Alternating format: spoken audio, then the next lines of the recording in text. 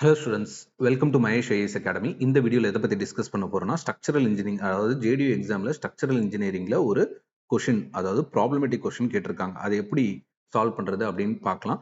நிறைய பேர் என்ன பண்ணுவாங்கன்னா, எக்ஸாம் எழுதும் போது ப்ராப்ளமேட்டிக் கொஷினோடனே ஸ்கிப் பண்ணிட்டு அடுத்த கொஷின் போகிறது அந்த மாதிரி தான் பண்ணுவாங்க. அதுவும் எஸ்பெஷலி ஜேடியூ ப்ரிப்பேர் பண்ணுறவங்க, ஏன்னா அவங்க ஃபுல் தியரி தான் படிச்சுட்டு வந்திருப்பாங்க. வேற ஏஇக்கு ப்ரிப்பேர் பண்ணுறவங்க ஈஸியாகவே ஆன்சர் பண்ணியிருப்பாங்க இந்த மாதிரி கொஷின்ஸ். ஸோ இதில் நீங்கள் ஞாபகம் வச்சுக்க வேண்டியது என்ன, IS 456 நமக்கு IS 456 கிளாஸ் 25.4 மினிமம் எக்ஸென்ட்ரிசிட்டி எவ்வளோ இருக்கணும் அப்படின்ட்டு பார்த்தீங்கன்னா நமக்கு 2 கண்டிஷன் கொடுத்துருக்காங்க. என்ன அப்படின்னு பார்த்தீங்கன்னா, ஒன்று L by 500 plus D divide by 30, 20 mm. So இந்த 2 கண்டிஷனில் நீங்கள் என்ன எடுத்துக்கணும்னா மேக்ஸிமம் வேல்யூ தான் எடுத்துக்கணும்.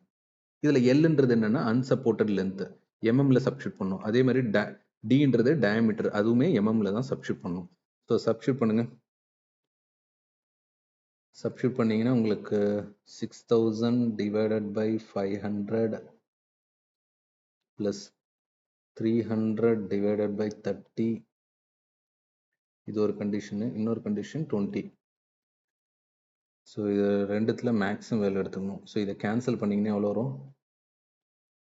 12 ப்ளஸ் இது ஒரு 10, இது ஒரு கண்டிஷனு. இன்னொரு கண்டிஷன் 20 mm.